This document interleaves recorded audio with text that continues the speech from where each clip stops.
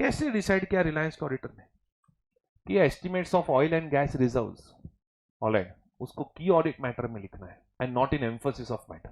अब कुछ प्रोफेसर और कुछ बच्चे भी एकदम सिंपल एक्सप्लेनेशन देते हैं इसका। लिस्टेड एंटिटी है ना बेटा, लिस्टेड है ना, लिस्टेड, अरे लिस्टेड से लेना देना नहीं है। हाँ, लिस्टेड से सिर्फ इतना पता चला की ऑडिट मैटर का कंसेप्ट एप्लीकेबल है, लेकिन लिस्टेड है इसलिए एम्फोसिस एप्लीकेबल नहीं, ऐसा नहीं है। लिस्टेड एंटिटी में की ऑडिट मैटर भी है, एम्फोसिस ऑफ मैटर भी है, अदर मैटर भी है। Are you getting my point? तो इसने डिसाइड कैसे किया कि मेरे को ये यहां पे ही लिखना है? So everyone over here, what is a key audit matter? Yes, very good, Preet and Roma. Key audit matter is selected from matters communicated with those charged with government. First golden rule. अब TCWG के साथ imagine करो, listed entity में TCWG यानी अपना audit committee, chairman, board of directors वगैरह सब।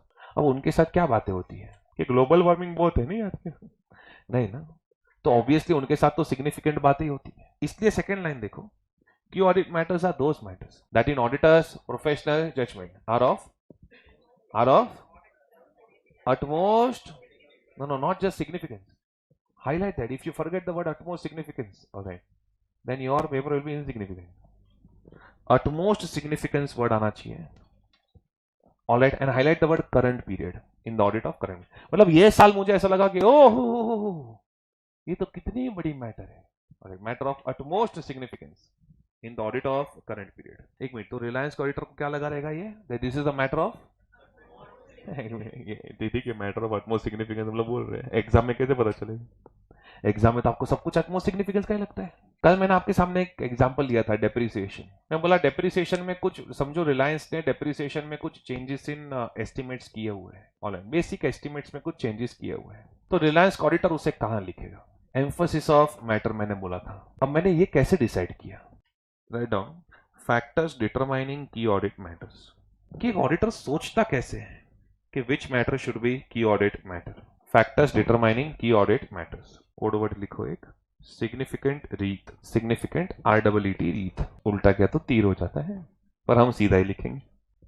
First, significant risk of material misstatement, significant risk of material misstatement. अगर मैंने बोल दिया आपको, क्या एग्जाम में कहीं पे भी लिखा है that this matter has been considered as a matter of significant risk, this matter has been considered as a matter of significant risks, बात खत्म।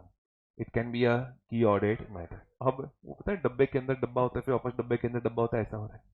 Thank you sir for the code, EET वो सब बताता हूं मैं, लेकिन हमको एग्जाम में कैसे पता चलेगा that this matter is a matter of significant risk? Don't worry, पूरे ऑडिटिंग प्रोनाउंसमेंट्स में 6 एग्जांपल्स आने वाले हैं। पूरे ऑडिटिंग प्रोनाउंसमेंट्स में कितने एग्जांपल आने वाले हैं? 6 एग्जांपल, 6 एग्जांपल्स। ये 6 के 6 एग्जांपल्स मैंने एक साथ लिखे हैं ऐसे 315 के अंदर। ये 6 एग्जांपल में से कुछ रहेगा तो एसएस बोलता है मान के चलो that it is a significant risk, और वो 6 एग्जांपल का कोड वर्ड भी लिख लो आप, फ्रॉड ऑस्कार। अरे मेरे इंटर वालों को ऐसा कुछ कोड याद आ रहा है? हाँ है, हाँ, ये तो मैं इंटर में भी बताता हूँ उसे, but again I will not assume that you remember. Alright, so everyone over here. Fraud, Oscar. Fraud. Risk of fraud. मैं 6 एग्जाम्पल अभी बता रहा हूं ताकि पूरे एसएस पढ़ने में मजा आए आपको।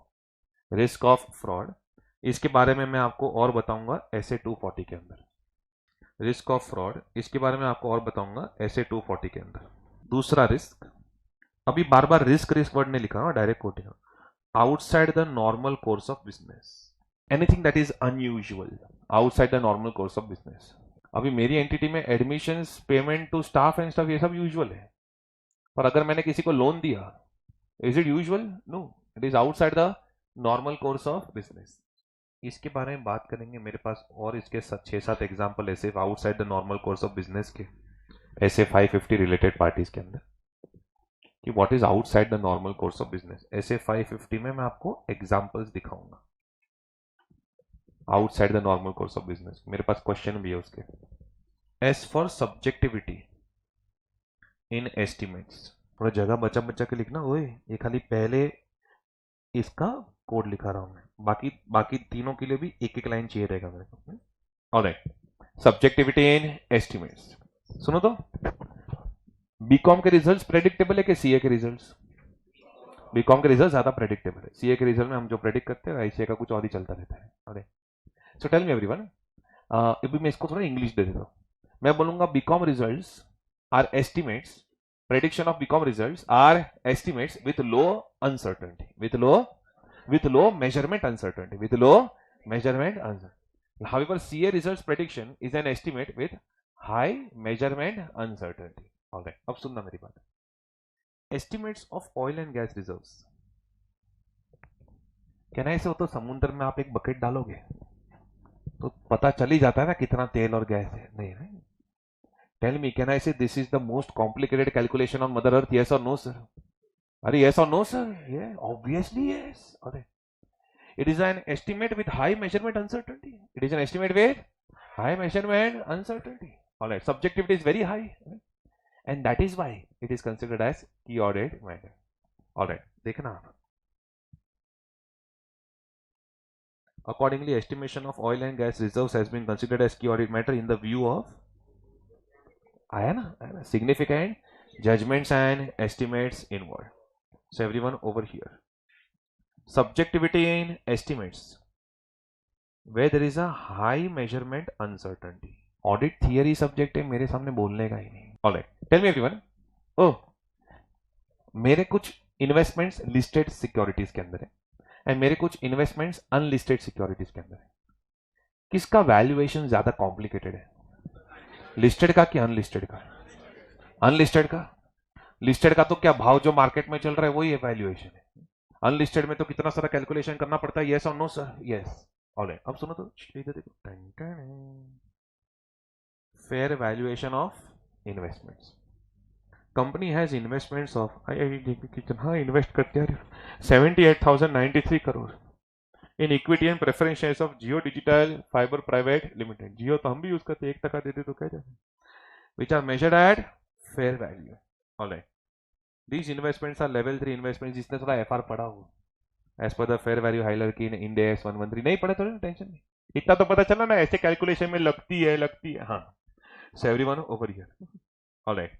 ये कुछ ऐसे एस्टिमेट्स है जिसमें हाई डिग्री ऑफ जजमेंट होता है. ऑलराइट. आप समझ में आ रहा है क्या लिख रहे हो आप? When subjectivity in estimates is high, high measurement uncertain. मेरे पास इसके 50 एग्जांपल हैं ऐसे 540 के अंदर. वो पूरा एस्टिमेट्स का ही ऐसे है. ऐसे 540 के अंदर एग्जांपल्स है मेरे पास. C for complexity. Complexity in the transactions. Obviously, when the complexity is highly complex, the complexity is low. What is the problem? Can you give an example of highly complex merger, amalgamation, acquisition, business combination transactions? And ये देखो तो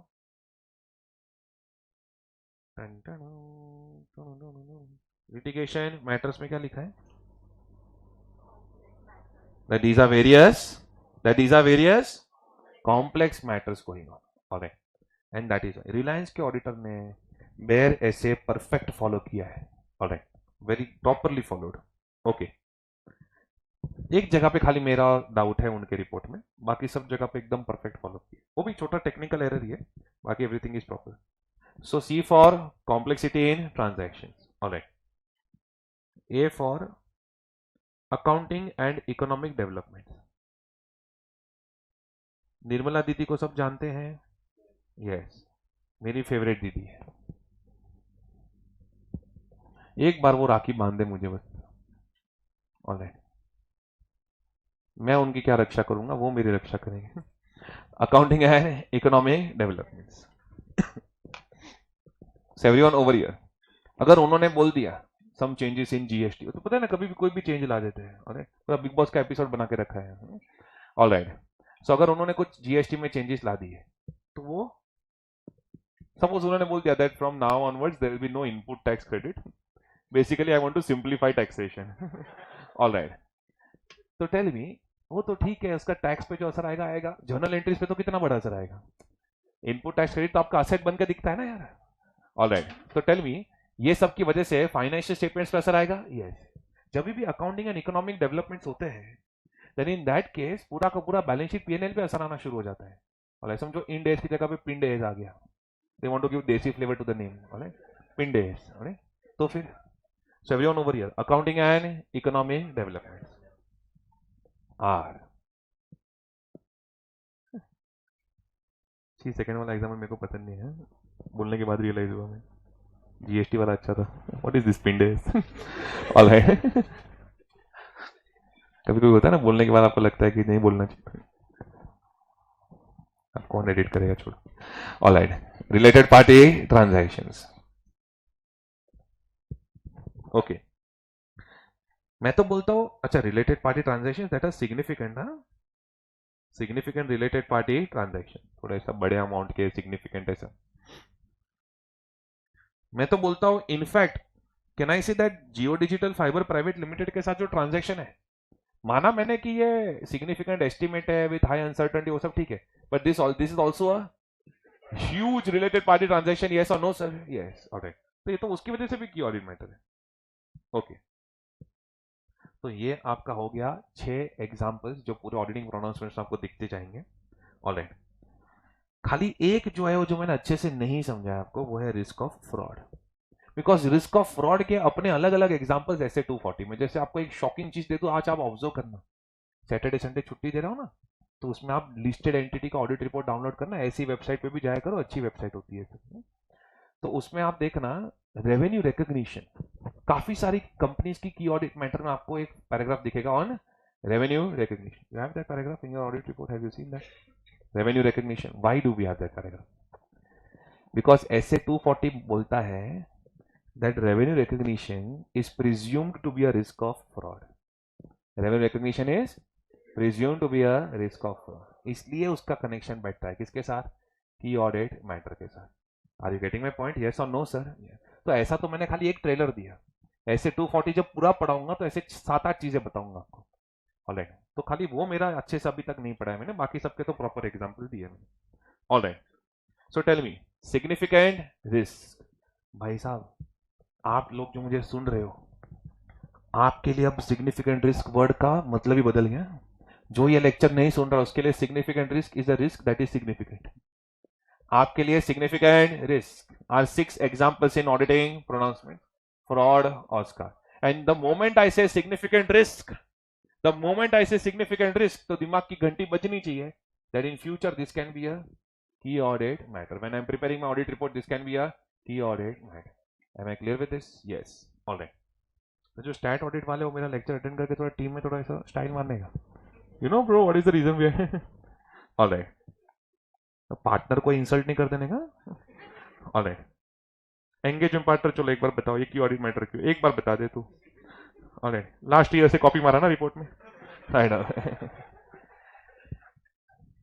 next significant risk का दूसरा ई. ये actually इसकी जरूरत नहीं थी बिकॉज ये एक्चुअली फर्स्ट पॉइंट में आ जाता है, पर पता नहीं इन्होंने अलग से क्यों दिया. Significant estimates with high measurement uncertainty.